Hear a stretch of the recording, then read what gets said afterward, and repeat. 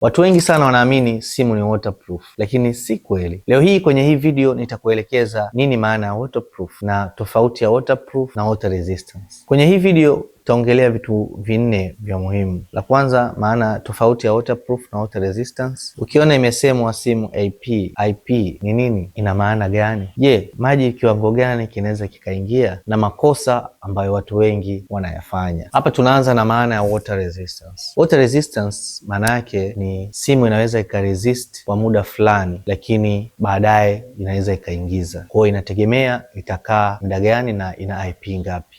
Kwa mfano kama hii simu unavyoona, kwenye simu humu kuna viraba ambavyo vinakuwa vinazuia kwenye hii simu. Labda nitoe cover ili unielewe vizuri. Kwenye simu humu baina ya kioo na bodi kuna raba ambazo zinakuwa zinazuia hayo maji, na humu pia unakuwa unaweka. Kwa hiyo hivi viraba, kadri ya simu inavyokuwa inazidi kuchoka, inazidi kuitumia, inapata moto, vinazidi kuregea, au utumiaji yale ya mafuta kwa simu hivi, kupiga mafuta yanaingia maeneo haya, simu inazidi kuregea. Kwa hiyo ile uzuiaji wake, ile resistance yake inazidi kupungua. Hii ni water resistance. Water resistance maana yake ina resist baadhi ya muda, lakini baadaye inaweza ikaingiza. Jambo la pili tunasemea ni waterproof. Simu nyingi sana sio waterproof, ni water resistance. Inamaanisha inazuia maji baadhi, alafu kuna muda inaweza kaingia. Ukisema waterproof inamaanisha haingizi maji kabisa, na ni simu chache kabisa ambazo zinaweza zikahimili hilo au zina uwezo huo.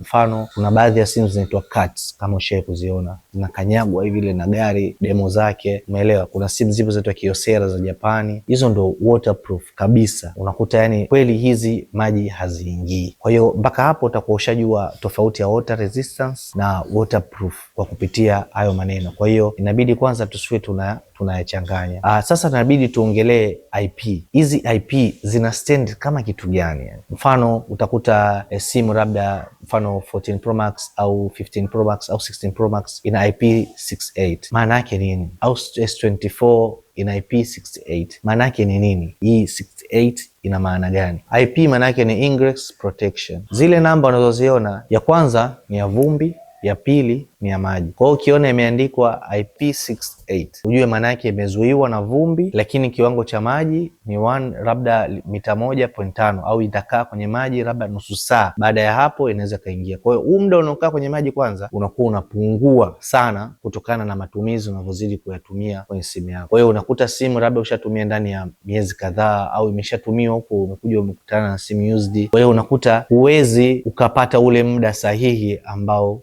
tangu mwanzo ulivyotengenezwa ikiwa mpya kawepo kustahimili. Unaweza ukakuta labda ilikuwa nusu saa, itakuja kuwa dakika 15, itakuja kuwa dakika 5, mpaka mwisho itakuwa sio water resistance kabisa. Kwa hiyo hizi inabidi ujue kama kuna inazuia vumbi na maji, lakini maji sasa ni asilimia fulani. Kwa hiyo zile IP nafikiri utakuwa ushanielewa. Ukiona siku IP 68 au 69 utakuwa ushajua kinamaanisha kitu gani. Sasa kuna baadhi ya maji ambayo hayawezi yakahimili kabisa. Mfano, simu unaweza ukaiharibu zaidi ukiingiza kwenye bahari au kwenye maji ya sabuni yale ya kuogea au mapovu kwa muda wa kufulia. Kwa hiyo unabidi ujue kuna baadhi ya maji, mfano maji ya mvua, kwa hii water resistance inaweza kabisa kuhimili. Shida kubwa iliyokuwepo ni ile, mfano yale maji ya mvua umeyakinga, sasa unataka ile simu nayo ididimize mule, au kwa wale ambao wanaogea kwenye hizi swimming pool. Kwa kwenye swimming pool kwanza unatakiwa unajua kwenye swimming pool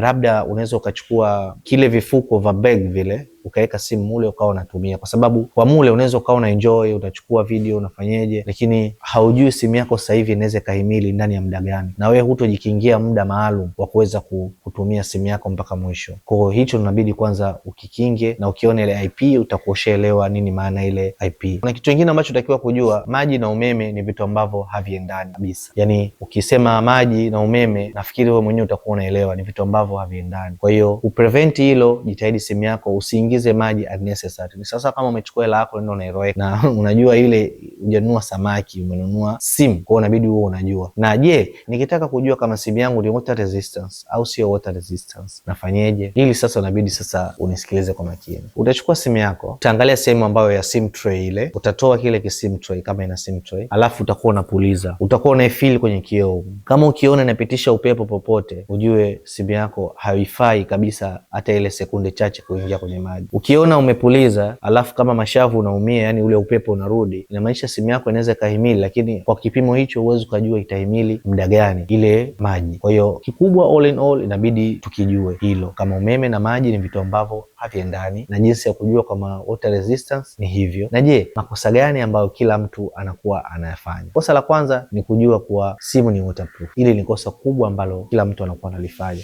Simu sio waterproof, ni water resistance. Kosa la pili, kujua maji gani yanaweza yakahimili, maji gani hayawezi kuhimili. Maji yanaweza kuhimili nafikiri tumeelezea, na maji ambayo hayawezi kuhimili nafikiri pia tumeyaelezea. Kwa inabidi ujue katika haya makosa uyaepuke. La kwanza nimelitaja, la pili ni hili la kujua maji gani ambayo unatakiwa yanahimili, maji gani hayahimili. Tatu, ujue kama water damage haikavi kwenye warranty. Hilo inabidi uwe unajua. Maduka mengi sana unaponunua simu, water damage haikavi kwenye warranty. Kwa hiyo ili kosa inabidi uliepuke sana ili kuprevent hela yako isipotee. Sasa chengine ni kuchukua simu yako kuitia kwenye maji makusudi. Nafikiri kuna video nyingi ambazo utakuwa ushawahi kuziona, mtu upo kwenye swimming pool baadaye anapuliza simu, baadaye anapuliza simu, anaangalia yani labda kama simu itawaka, anapiga maji yatoke, lakini ndo tayari ishaenda. Yani hakuna option nyingine ambayo anaweza akafanya pale, lazima simu aipeleke simu kwa fundi. Chengine makosa ambayo wanafanya watu, kuchukua simu kutia kwenye